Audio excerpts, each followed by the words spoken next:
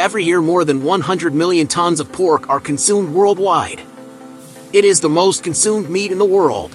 To meet this enormous demand, more than 1,500,000,000 pigs are raised each year. But have you ever wondered how this meat is produced on an industrial scale?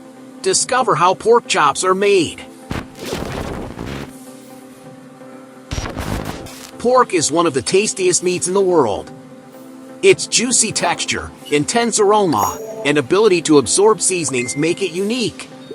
It can be tender like tenderloin, crunchy like cracklings, or intense like a ham cured for years. But how is this delicious meat produced? It all begins on the farm. Pig farming is carried out on pig farms. These facilities vary in size, from family farms to large industrial complexes.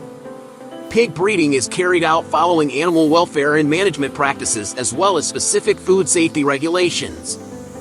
First, high-quality breeding sows are selected. The sows are raised for reproduction and are responsible for giving birth to litters of piglets. Once the sows are pregnant, they are moved to gestation barns where they remain for about 3 months.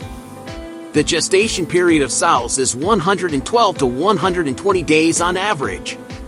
During gestation, the sows receive an adequate diet and regular veterinary care to ensure their health and that of the developing piglets. When the time for farrowing arrives, the sows are moved to farrowing barns where they give birth to their piglets in a more controlled and cleaner environment. Lactating sows take care of their piglets, providing them with nutrient-rich milk for several weeks. This is essential for the early growth of piglets. Piglets are very precocious and within minutes after birth they try to nurse. After a lactation period, the piglets are weaned from the mother and moved to weaning barns where they are provided with specialized feed and water. During this stage, the growth of the piglets is monitored and they are guaranteed a clean and comfortable environment. Once weaned, pigs are moved to growing and finishing barns where they continue their development until they reach the desired weight for slaughter. During this stage, their feeding, health, and welfare are constantly controlled. A pig will drink between 2 and 8 liters of water daily. Pigs receive a balanced diet that includes grains, proteins, and other essential nutrients for growth. The supply of clean and fresh water is fundamental, and pigs are ensured constant access to it. Farm workers provide daily care by observing pig behavior and ensuring their welfare. Pigs receive regular veterinary care to prevent diseases, treat health problems, and administer vaccines as needed. Biosecurity protocols are also followed to prevent the spread of diseases among animals. Once pigs reach adulthood on the farm, they are transported in covered trucks to ports for export. Pigs are periodically unloaded by carts arriving from the farm. They are transported to processing plants where slaughter and transformation of the meat into pork products takes place. Hot water helps loosen and soften the pig's skin. This facilitates the peeling process as the skin becomes more pliable and easier to remove. The skin is removed with a machine called a scalding machine. This machine uses rollers and rotating brushes to strip the skin from the pig's body. Pigs move through the machine while the brushes remove the skin. Although the machine does most of the work, workers supervise the process to ensure the skin is properly removed and no remains are left on the meat. After removing the skin, pigs are taken out of the scalding machine and a worker rehangs them on 2 hooks to facilitate the process. Next, the pigs are briefly burned over fire so the water on the skin dries and excess hair is burned. Then the pigs are introduced into a machine to clean the burnt skin. In these factories, the pig skin is separated very carefully. Pigs have a strong body odor, so they must be thoroughly washed. Therefore, the pig's body is washed in 3 stages. After washing, the rear part of the pig is cut. Workers make an incision along the pig's abdominal cavity, usually in a T shape, allowing access to the viscera and internal organs. Factory workers remove all organs from inside the pigs. These organs are washed and hung on hooks. The viscera, such as the liver, lungs, heart, stomach, and other internal organs are carefully removed from the pig's body. Some byproducts are collected for further processing into specific products such as pork liver and sausages.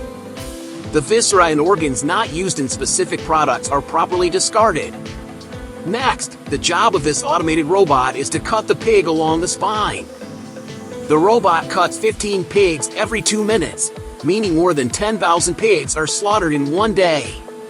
During the robot's incision, water is sprayed 3 times from the other side to remove blood from inside the pig. After splitting the pig in half, it is placed in cold storage rooms. In these huge cold rooms, the meat is cooled to a temperature below 0 degrees Celsius. Once frozen, primary butchering takes place. This involves separating large areas of the animal such as hams, loins, ribs, and the leg 3 times. Experienced workers perform the butchering of pigs, dividing the meat into specific cuts according to market needs and quality regulations. The cuts are separated and classified based on their final destination. Hams and shoulders are large cuts obtained from the pig's hind legs. Specific cuts are made to separate the hams, which can then be processed in various ways such as cooked ham or Iberian ham. To make delicious pork chops, the first step is selecting high-quality pork loins. Loins are a lean and tender part of the pig and are ideal for making chops. The loins are located on the upper part of the pig along its spine. The pork loin is placed on a suitable work table. It is visually inspected to check quality and remove any unwanted fat or tissue. One of the distinctive features of tomahawk chops is the long bone that is left intact. To create this effect, a cut is made near the end of the loin and a portion of the bone is exposed. Workers make precise cuts in the loins to separate the chops. The cuts are made around the long bone and along the loin to give it its characteristic axe-like shape. These cuts must be uniform and of a specific thickness depending on market preferences. After forming the tomahawk chop, any excess fat or unwanted tissue is cleaned. Once the meat is ready, it is placed in a specially designed plastic bag for vacuum packaging. These bags, known as vacuum bags, are resistant to heat and pressure. The plastic bag with the meat is placed in a vacuum packaging machine. This machine sucks all the air out of the bag, creating a hermetic and oxygen-free environment around the meat. Once the air has been removed, the bag is tightly sealed to prevent air from re-entering. Each vacuum-sealed package is labeled with relevant information which may include packaging date, expiration date, type of meat cut, and other important details for consumers.